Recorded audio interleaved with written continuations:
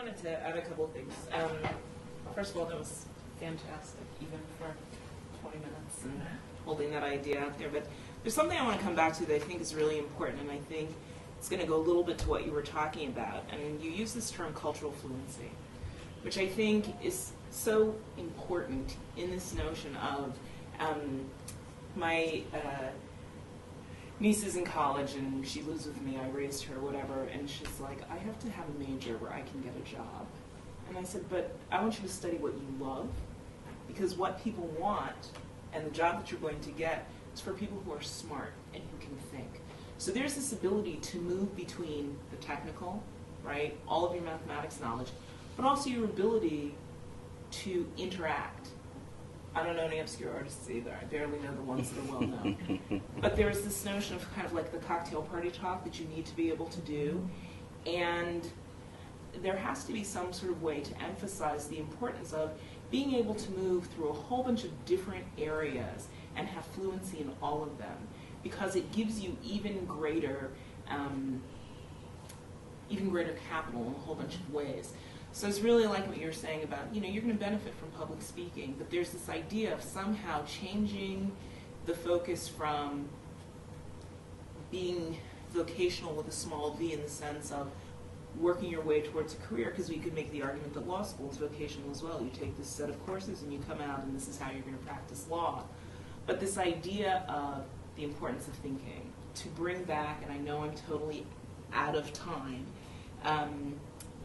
in saying, to bring back, in a sense, the life of the mind, the importance of that, and to be able to show examples. And I think the greatest example, and fits in with what you were saying, is Bill Bennett's new book about how liberal arts education will do nothing for you, and yet he was a philosophy major at Williams and got a PhD in philosophy and got a law degree from the University of Texas and became a secretary, in, I forget whose cabinet he was in, and yet a liberal arts education will do nothing for you. So I'm looking at this from like more of this higher ed perspective of bringing people back into the liberal arts and in a sense, for lack of a better way to put it, sort of funneling people into liberal arts colleges as opposed to technical colleges, or the notion that any major that you take is actually going to get you a job, because even if you get an engineering major, you're still going to have to get a master's degree, you're still going to have to go through some sort of training, whatever kind of engineering it is. If you get a degree in accounting, you're still going to have to take more tests and do more exams. And so there's this idea of bringing it back to an emphasis on the ability to think, right?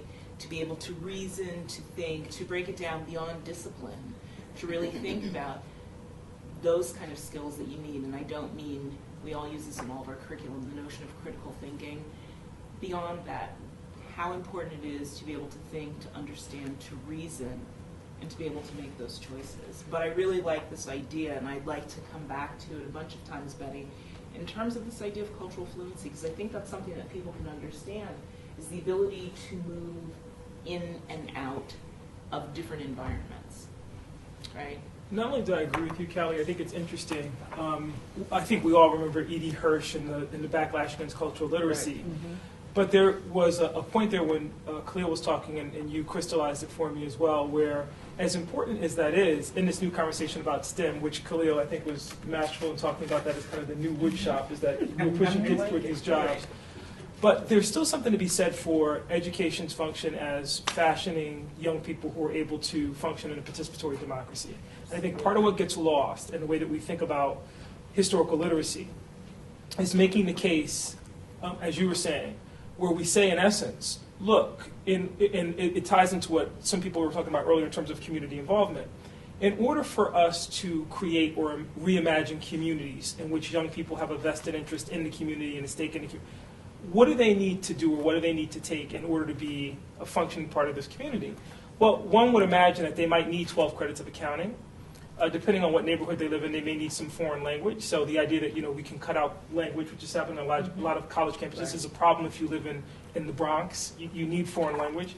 But you also need history, because there's something about the communities in which you live. There's something about knowing what Marcus Garvey Park represents that helps to make you connected to that community. And I think part of our selling point is that and I hate even using the language selling for it, but I think it speaks to Khalil, is part of the idea is that if we're going to reimagine the humanities in a space that makes a case for funding in conjunction with STEM and everything else, it also has to be this case that says, not even aspiring for jobs, but just back to this notion that in a participatory democracy, these are the things that you need to know in order to be able to be a functioning member of the community, unless we're abandoning that totally.